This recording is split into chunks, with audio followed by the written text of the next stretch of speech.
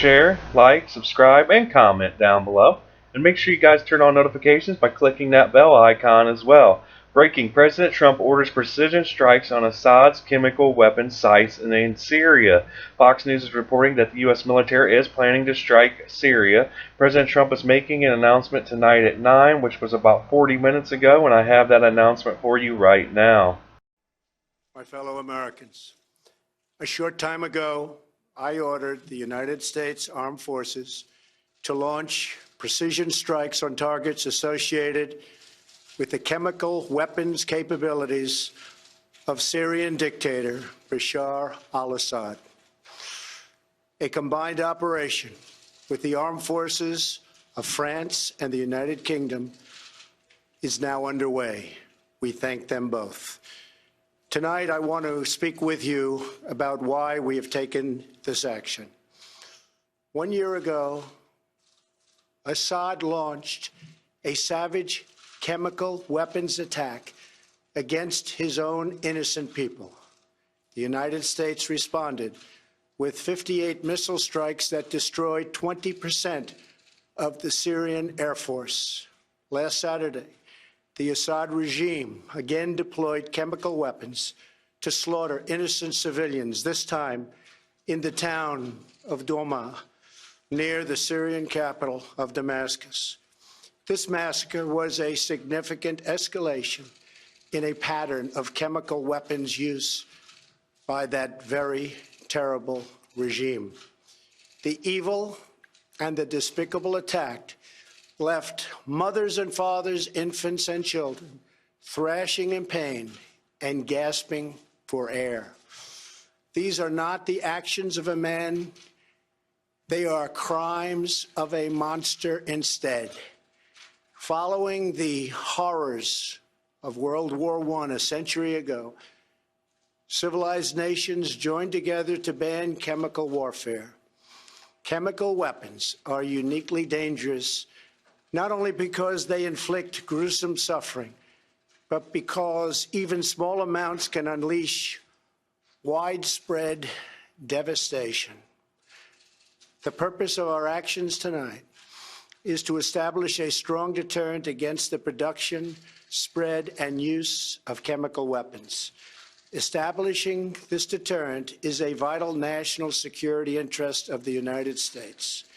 The combined American, British, and French response to these atrocities will integrate all instruments of our national power, military, economic, and diplomatic. We are prepared to sustain this response until the Syrian regime stops its use of prohibited chemical agents. I also have a message tonight for the two governments most responsible for supporting, equipping, and financing the criminal Assad regime. To Iran and to Russia, I ask, what kind of a nation wants to be associated with the mass murder of innocent men, women, and children? The nations of the world can be judged by the friends they keep. No nation can succeed in the long run by promoting rogue states, brutal tyrants, and murderous dictators. In 2013, President Putin and his government promised the world that they would guarantee the elimination of Syria's chemical weapons. Assad's recent attack and today's response are the direct result of Russia's failure to keep that promise. Russia must decide if it will continue down this dark path or if it will join with civilized nations as a force for stability and peace. Hopefully, someday we'll get along with Russia and maybe even Iran, but maybe not. I will say this, the United States has a lot to offer. With the greatest and most powerful economy in the history of the world. In Syria, the United States, with but a small force being used to eliminate what is left of ISIS, is doing what is necessary to protect the American people. Over the last year, nearly 100% of the territory once controlled by the so-called ISIS Caliphate in Syria and Iraq has been liberated and eliminated. The United States has also rebuilt our friendships across the Middle East. We have asked our partners to take greater responsibility for securing their home region, including contributing large amounts of money for the resources, equipment, and all of the anti-ISIS effort. Increased engagement from our friends, including Saudi Arabia, the United Arab Emirates, Qatar, Egypt, and others, can ensure that Iran does not profit from the eradication of ISIS. America does not seek an indefinite presence in Syria under no circumstances. As other nations step up their contributions, we look forward to the day when we can bring our warriors home, and great warriors they are. Looking around our very troubled world, Americans have no illusions. We cannot purge the world of evil or act everywhere there is tyranny. No amount of American blood or treasure can produce lasting peace and security in the Middle East. It's a troubled place. We will try to make it better, but it is a troubled place.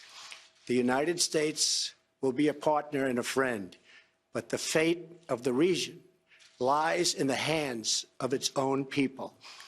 In the last century, we looked straight into the darkest places of the human soul. We saw the anguish that can be unleashed and the evil that can take hold. By the end of World War I, more than 1 million people had been killed or injured by chemical weapons. We never want to see that ghastly specter return. So today, the nations of Britain, France, and the United States of America have marshaled their righteous power against barbarism and brutality.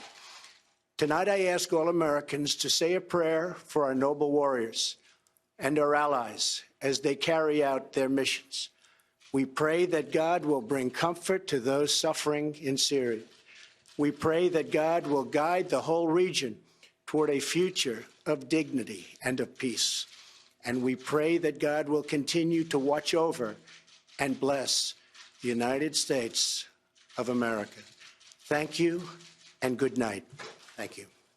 To share, like, subscribe, and comment down below and tell me how you feel about this report. But other than that, I hope you guys have a great day. Let's make America great again. Peace.